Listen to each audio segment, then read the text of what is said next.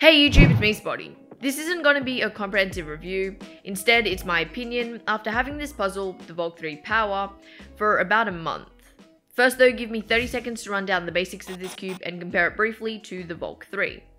The Valk Power is a 55mm cube that aesthetically is pretty much the same as the original. The mechanism itself is also extremely similar, the biggest difference being the lack of holes present in the corners and the inner mechanism being made out of primary plastic. These changes, while minimal, make a huge difference to the feeling and overall turnstile of the cube though. The Valk Power, because of the change in plastic, is significantly softer, feeling much more like a stickerless rather than stickered cube. Also, because of the minor design changes, the Valk Power doesn't have that distinct hollow and lightness of the original, but instead has a much heavier and smooth turning with a subtle crispiness.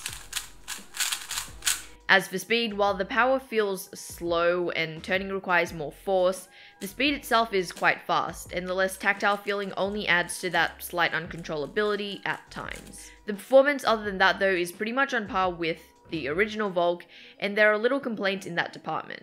Finally, touching on the magnetic characteristic, the magnets are super weak and don't obstruct turning whatsoever, but at the same time probably don't do that much. Luckily, stability is already fantastic with this cube, and the magnetic version has stability probably on par with the non-magnetized Valk. Okay, the next part I don't formally want to call a review because the cube is actually really good. A lot of people really love it, but for reasons I'll explain in a bit, I just don't. Before we move on though, thank you guys for sticking this far into the video. Here's a code to get 30% off any order with or without the Valk Power for the first 5 users. Thank you as well to speedcube.com.au who are sponsoring this video. But back to what I was saying, the first thing that I don't love is the feeling. As I mentioned in the first segment of this video, the feeling is a lot heavier than the original Valk, and personally I'm not the biggest fan. Part of this is just because I'm not used to it. My main is the SM, which is a really light cube, and even my backup, the GTS2, isn't as heavy as this one. The next thing I don't love is the magnetic strength. I really think that the magnets on this cube do very little to improve the performance and use of this cube. Magnets primarily help with stability and controllability and just keeping the cube together.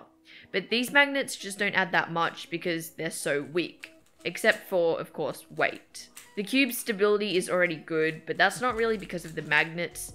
The speed is slightly uncontrollable for me, and that was something that I thought magnets should help with. And finally, even though the tensions on this cube aren't extraordinarily loose, this cube has a tendency to have those weird catches that happen when cubes aren't kept together well enough. And the last thing that I don't love is kind of a nitpick, but this cube, in my experience, can't be over lubed. Adding just a little bit too much lube, which I normally do before breaking my cubes in, makes the cubes turning very mushy, and also the magnets become even less defined. So as far as recommendations go, would I still recommend it?